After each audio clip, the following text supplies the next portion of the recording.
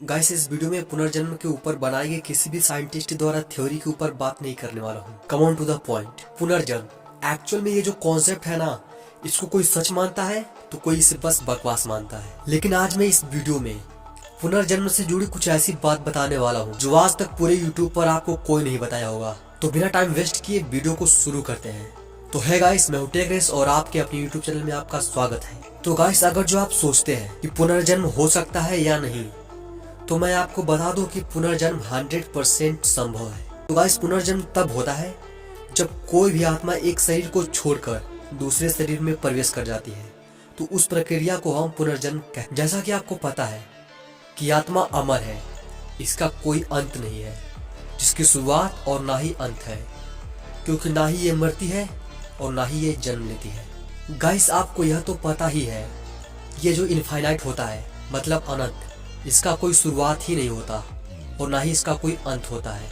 और जो इसका सिंबल होता है वो ऐसे तरीके से बना होता है जिसमें पता ही नहीं चलता कि इसमें शुरुआत कहाँ है और अंत। तो देखिए, ये जो अनंत का सिंबल होता है, ये ऐसा ना होकर ऐसा भी हो सकता था, लेकिन इस सिंबल में यह पता चल जाता है कि इसका शुरुआत कहाँ है और अंत कहाँ है।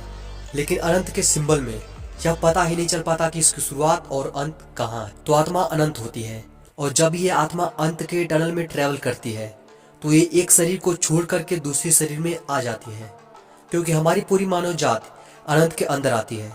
क्योंकि जैसे हम हैं, कल हमारे बच्चे, फिर उनके बच्चे, फिर उनके बच्चे के बच्चे, क्योंकि ये प्रोसेस सदियों से चलता आ रहा है और अनंत तक चला भी जाएगा अगर जो इस प्रोसेस को लगातार किया जाए तो जब ये आत्मा अनंत के टनल में चक्कर लगाती है और चक्कर लगाने के बाद जब ये किसी दूसरे शरीर में प्रवेश करती है, तो जब ये कभी भी लौटकर उसी शरीर में या फिर किसी दूसरी शरीर में चली जाती है, तो उन्हें फिर वही बात याद आती है जो पुनर्जन्म में उनके साथ बीती हुई होती है। वरना ऐसा मान लीजिए कि जब भगवान हमारी मेमोरी को डिलीट कर रहे होते हैं, तो किसी गलती की वजह से कुछ यादें बच जाती है, जिसकी वजह से कोई सिचुएशन, कोई चीज हमें बार बार याद आती है। तो हम इसे कह सकते हैं कि हाँ, हमारा पुनर्जन्म हुआ है। पुनर्जन्म तब होता है जब हमारी ही आत्मा कुछ 100 साल के बाद या कुछ सालों के बाद घूम फिरा करके हमारी ही बॉडी में एंटर कर जाती है, या फिर कुछ पुरानी यादों के साथ दूसरी की बॉडी में एंटर कर जाती है। तो गाइस, इस सिचुएशन में हमें ऐसा लगता है कि हाँ, हमारा पुनर्जन्म हुआ है।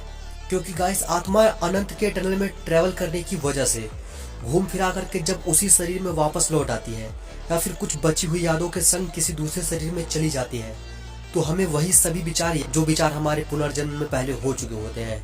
तो इस तरीके से हम कह सकते हैं कि हाँ, हमारा पुनर्जन्म हुआ है।